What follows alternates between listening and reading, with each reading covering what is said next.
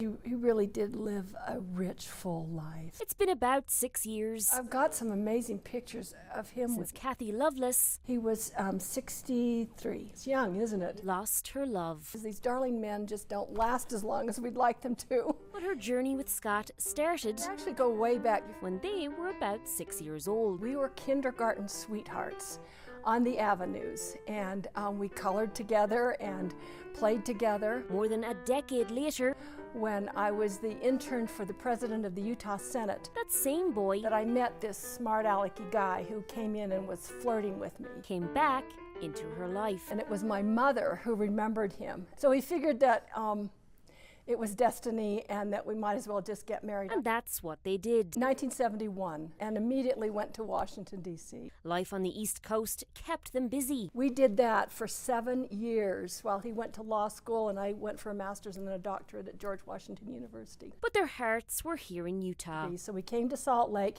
and bought a house up behind the Capitol, where they built a life around God. Very faithful in the LDS Church.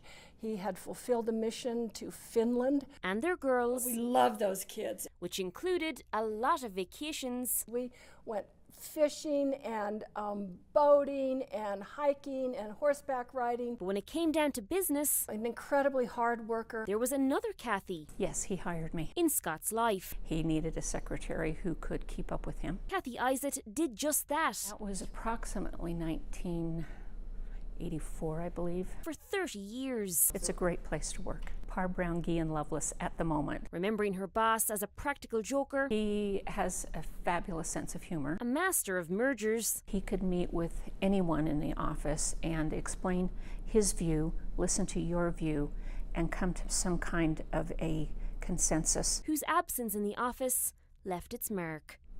It certainly did. And I'll tear up. I still miss him. His co-workers behind him every step of the way. The t-shirts were a wonderful thing. In his battle with colon cancer. He ended up in the hospital, so he couldn't come. Including his fishing pal, Jeff Hunt. I think that's probably one of the reasons I got hired here, is that he found out that fly fishing was a passion for me. Together, they waded the waters all around Utah, Idaho, Wyoming. We would try to get up to Alaska every two or 3 years. Scott, though, didn't just fish. He also made his own fly rods. And his fly rods are legendary among fly fishers in Utah for their craftsmanship. And he was pretty proud of tying the flies, too. You know how much money I saved by tying my own flies? And I said to him, yes, sweetheart, and at your billing rate, they're probably only about $400 each.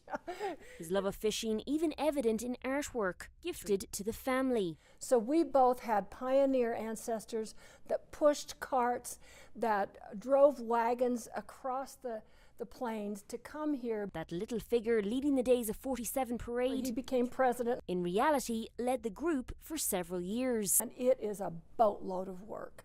But I think he was very honored. And while being remembered tonight, he would not like the attention. May have been out of his comfort zone. He was not a seeker of notoriety. Scott Loveless is this year's Legacy Award winner. And Scott certainly is deserving of that recognition. A man who loved life. And I know he wanted to stay. He had plans. The outdoors. Just what a soft-hearted, kind-hearted, wonderful man. And who fell hook, line and sinker for his childhood sweetheart. He really was. A good man.